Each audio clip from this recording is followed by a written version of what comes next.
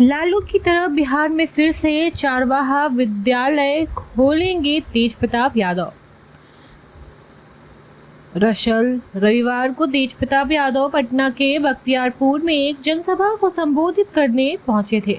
कार्यक्रम को संबोधित करते हुए तेज प्रताप यादव ने उनके पिता लालू प्रसाद यादव के मुख्यमंत्री रहते हुए बिहार में खोले गए चारवाहा विद्यालय को याद किया और कहा कि यह उनकी प्राथमिकता में है और सत्ता में आने के बाद वह विद्यालय बिहार में इस मॉडल को फिर से लागू करेंगे।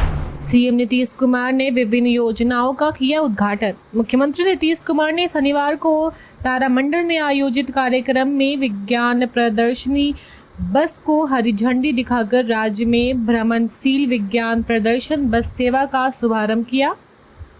यह बस बिहार के सभी क्षेत्रों में जाकर छात्र छात्राओं को विज्ञान के बारे में जानकारी उपलब्ध कराएगी। बिहार में TRE-4 को लेकर आया बड़ा अपडेट, क्या बोले शिक्षा मंत्री सुनील कुमार। बिहार में शिक्षा मंत्री सुनील कुमार ने TRE-4 परीक्षा को लेकर हो रहे प्रदर्शन का बड़ा बयान दिया है।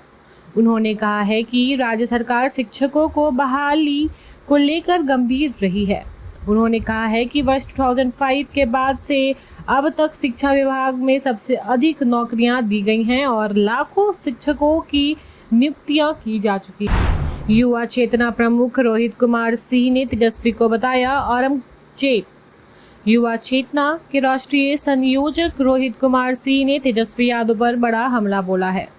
रोहित ने कहा है कि बिहार की बेटी रोहिणी आचार्य ने अपने पिता के संरक्षण के लिए अपना किडनी दिया और वैसी सुयोग्य बेटी का अपमान औरंगजेब तेजस्वी यादव कर रहे हैं। पीके के खुलासे में से भूचाल, जेडीयू में महाभारत। प्रशांत किशोर ने सत्ता पक्ष में खलबली मचा दी है। शुक्रवार को उन्होंने प्रेस कॉन्फ्रेंस कर एक साथ भाजपा और जेडीयू के कई नेताओं के बारे में बड़ा खुलासा किया। इसके बाद बिहार की राजनीतिक तपिश बढ़ गई है।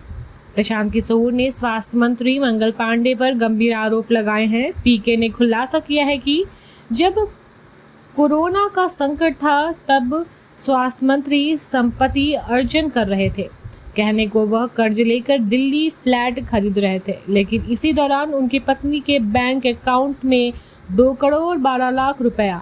प्रशांत किशोर ने डिप्टी सीएम सम्राट चौधरी और सांसद संजय जायसवाल पर भी खुलासा किया।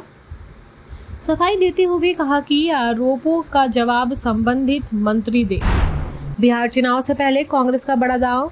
कांग्रेस पार्टी ने भी चुनावी तैयारियां को धार देना शुरू कर दिया है। हाल ही में नई दिल्ली स्थित कांग्रेस मुख्यालय में स्क्रीनिंग कमेटी की एक अहम बैठक आयोजित की गई, जिसमें बिहार विधानसभा की 17 वर्तमान सीटों पर भी फिर से मौजूदा विधायकों को टिकट देने का निर्णय लिया गया। बैठक में यह भी निर्णय लिया गया कि शेष सीटों पर संभावित उम्मीदवारों के नामों पर विचार विमर्श कर स्क्रीनिंग कमेटी उन्हें अंतिम रूप देगी।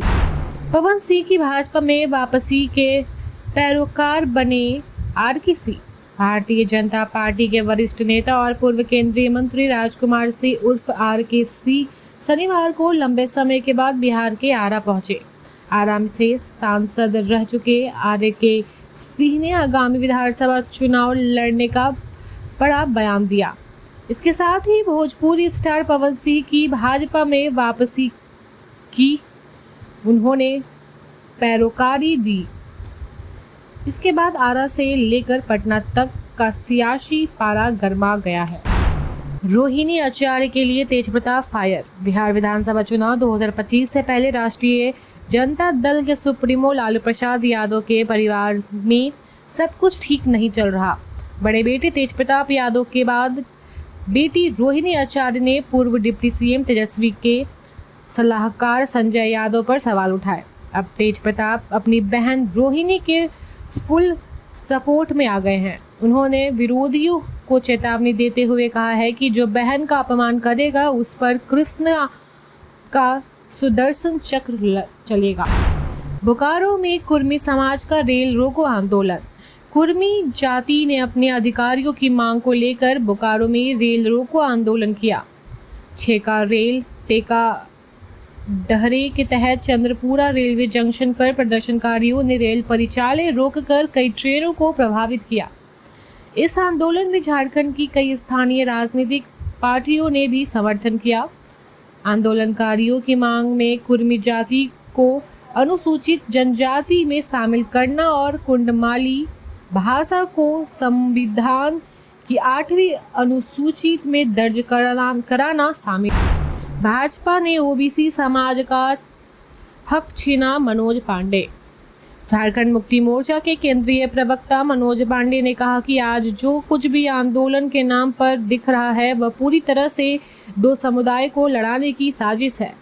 झामुमो नेता ने कहा कि यह जो नए अंग्रेज सत्ता पर काबिज है और डिवाइडेड रूल की पॉलिसी अपना रहे हैं, वह राज्य को दूसरी मणिपुर बनाना चाहते हैं। मनोज पांडे ने कहा कि भाजपा ने शासनकाल में राज्य के ओबीसी समाज का हक छीना। Thank you so much for watching this video. Don't forget to like, comment, share, and subscribe.